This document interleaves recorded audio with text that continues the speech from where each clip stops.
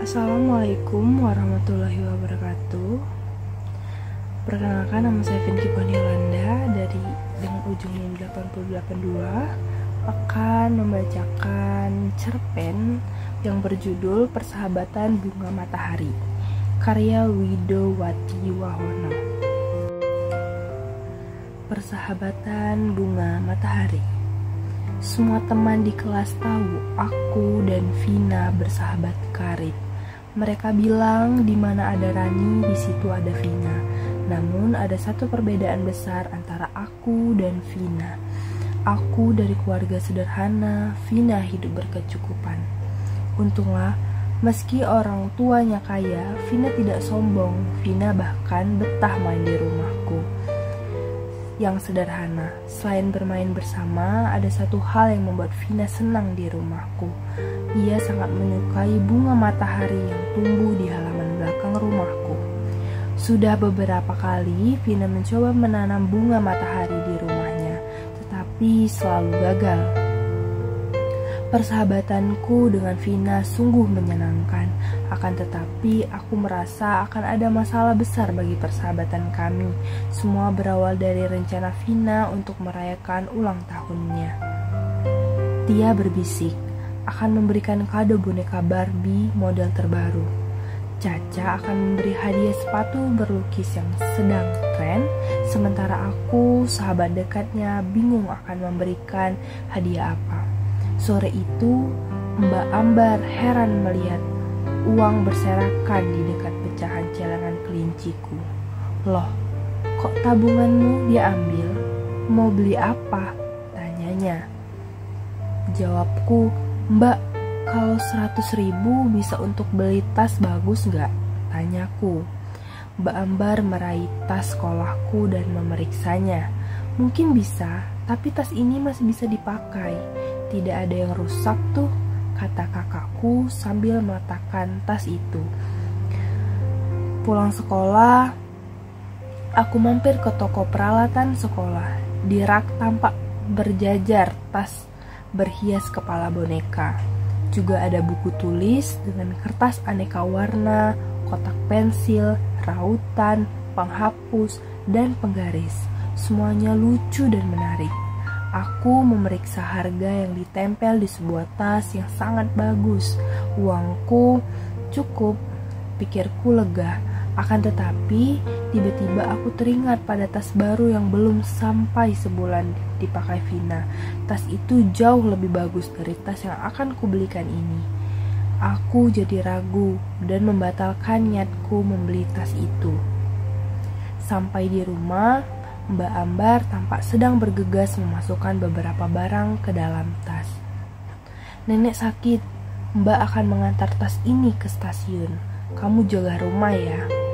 Keesokan paginya, Vina mengingatkan kami semua agar tidak lupa datang ke rumah sore nanti. Apa yang harus aku lakukan? Aku tidak bisa ikut pesta tanpa kado. Saking bingungnya, tanpa sengaja aku mengeluh pelan dengan dahi berkerut. Vina menoleh. Kamu sakit ya? Tanyanya cemas. Ini memberiku ide. Aku mengangguk sambil menampilkan wajah orang sakit perut. Vina segera mengantarku ke UKS. Baru kali ini aku berbohong kepadanya. Aku betul-betul merasa bersalah. Tetapi aku tak punya alasan lain untuk tidak datang ke pestanya. Jam di ruang tengah berdentang. Saat ini tepat pukul 5 sore, pasti teman-teman sedang bertepuk tangan menyambut Vina meniup lilin terbentuk angka 10. Maafkan aku Vina, aku tak punya kado untukmu, bisikku sambil mengusap-usap bunga matahari. Langkah kaki Mbak Ambar mengagetkanku. Ran, bantu Mbak memindahkan tanaman di pot-pot ini ya, ujarnya sambil mengeluarkan pot-pot kecil dan 2 keranjang rotan. Aku mau memberi hadiah untuk Bu Ning, guru les matematikaku. Aneh, hadiah kok tanaman? Memang pantas, tanyaku. Loh, kenapa tidak? Bu Ning suka bunga. Bunga potong kan cepat layu. Ini lebih awet. Terlihat 2 pot yang tersisa aku tanamin pohon bunga matahari kecil. Kedua pot itu aku susun di keranjang rotan, lalu kubungkus plastik dan kuhiasi dengan pita besar, mirip parcel. Besok aku bisa mengantar kado ini ke rumah Vina, pikirku. Esok paginya, aku sudah meletakkan keranjang rotan di atas sepedaku. Tiba-tiba mobil Vina berhenti di depan rumahku. "Hei, kau sudah sembuh? Aku khawatir sakitmu parah," seru Vina sambil turun dari mobil. Aku tersenyum. "Aku baru mau mengantar kado ini. Belum terlambat kan?" Vina menjerit kegirangan. Digendongnya keranjang berpita itu. "Wah, kok tahu sih kalau aku ingin bunga matahari?" Aku senang melihat sahabatku kegirangan, apalagi melihatnya begitu rajin merawat kedua pohon itu. Anehnya, keduanya lalu tumbuh subur dan berbunga. Bahkan ketika akhirnya Vina pindah ke kota lain, ia membawa biji-biji bunga itu untuk ditanam di rumah yang baru. Suatu hari, bunyi sepeda motor berderu di depan rumah. Pak Pos menyerahkan sebuah paket untukku. Tak sabar aku buka. Sebuah lukisan dan selembar kartu. Aku bukan tukang kebun yang pintar. Karena itu aku khawatir jangan-jangan bunga matahari hadiahmu akan mati. Agar abadi, aku coba melukisnya.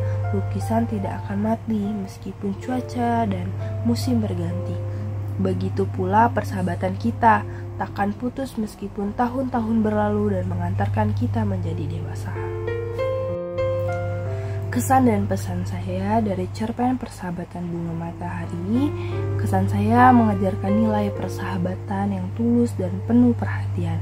Meskipun Rani berasal dari keluarga sederhana dan Vina dari keluarga kaya, perbedaan tersebut tidak menghalangi kedekatan mereka. Cerita ini menunjukkan bagaimana Vina tidak sombong meskipun memiliki kekayaan, dan Rani dengan penuh usaha memberikan kado yang bermakna. Bunga matahari seperti simbol dari hubungan mereka, menjadi lambang ketulusan dan keteguhan persahabatan yang terus berkembang meski jarak memisahkan mereka.